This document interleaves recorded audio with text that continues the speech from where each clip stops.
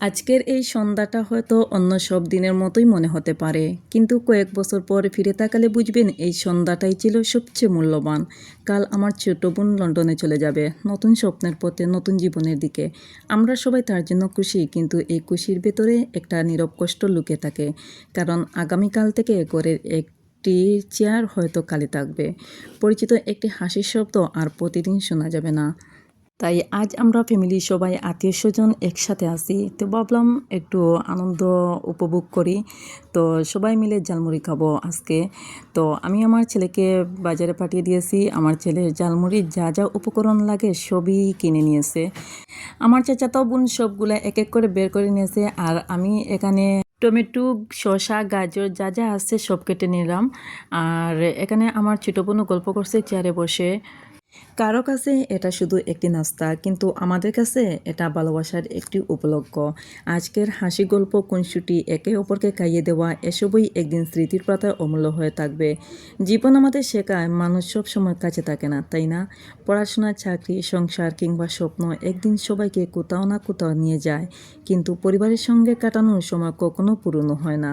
দূরত্ব বাড়াতে পারে, কিন্তু ভালোবাসা যদি সত্যি হয় তাহলে সম্পর্ক আরও গভীর হয়। আজ আমরা পরিবারের সবাই একসাথে আছি, তো মজার মজার গল্প করছি, ছবি তুলছি, হাসছি, আনন্দ করছি। আসলে সত্যি খুব ভালো লাগছে।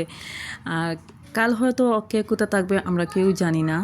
গল্প করতে করতে আমার ঝালমুড়িটা শেষের পর্যায়ে দিকে এসেছে। আমি সব কিছু এখন মাখিয়ে নিব একসাথে। তো সবচেয়ে মজার বিষয় হচ্ছে, আমি ঝালমুড়ি যখন সবাইকে দিয়েছি সবাই কাশছে, আর সবাই বলতেছে কোন একটা জিনিস কম হচ্ছে, কেউ ধরতে পারছে না কোন জিনিসটা আমি দেই নাই। আমিও ধরতে পারছি না যে আমি কোন জিনিসটা ঝালমুড়িতে দেই নাই। তো খাওয়া শেষে সবার মনে হয়েছে যে পেঁয়াজ আর সরিষার তেল দেওয়া হচ্ছে না। তো এই দুইটা জিনিস না দিলে তো ঝালমুড়ি মজা হয় না। তো মজা হয়েছে সবাই একসাথে খাওয়ায়, আর এই দুইটা জিনিস ভুলে রয়ে গেছে, আমি দেই নাই। গল্প করতে করতে আমি ভুলে গেছি এই দুইটা জিনিস দিতে। হয়তো চোখের সামনে থাকলে হয়তো দিয়ে দিতাম, কিন্তু এগুলো আমার সামনে ছিল না, আর আমারও মনে হচ্ছে না। আর সবাই আমাকে বকছে যে আমি বানাচ্ছি, আমি দিলাম না কেন, এটা আমার দায়িত্বে। তো আসলে বুঝতে পারছি এটা আমার ভুল। তোমরা যদি আমার কাছে না গল্প করতে তাহলে তো আমি অন্যমনস্ক হতাম না, আমি সব কিছু খেয়াল করে দিতাম। আর তোমাদের কাছে একটা অনুরোধ রইব, আমার পুরো ভিডিওটা স্কিপ না করে তোমরা দেখো। আর আমার ভিডিওর বাইরের সাউন্ডটা খুব বেশি, তোমরা ক্ষমা দৃষ্টিতে দেখবা। আর আমার ছোটো বোনের জন্য সবাই দোয়া করবা, আল্লাহ যেন তার প্রতিটি পদক্ষেপ সহজ করে দেন, তাকে সুস্থ ও নিরাপদ রাখেন।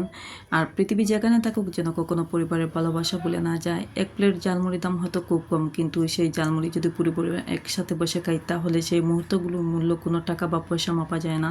মানুষ একদিন দূরে চলে যায়, কিন্তু একসাথে কাটানোর সন্ধ্যাগুলো সারা জীবন হৃদয় থেকে যায়, তাই না?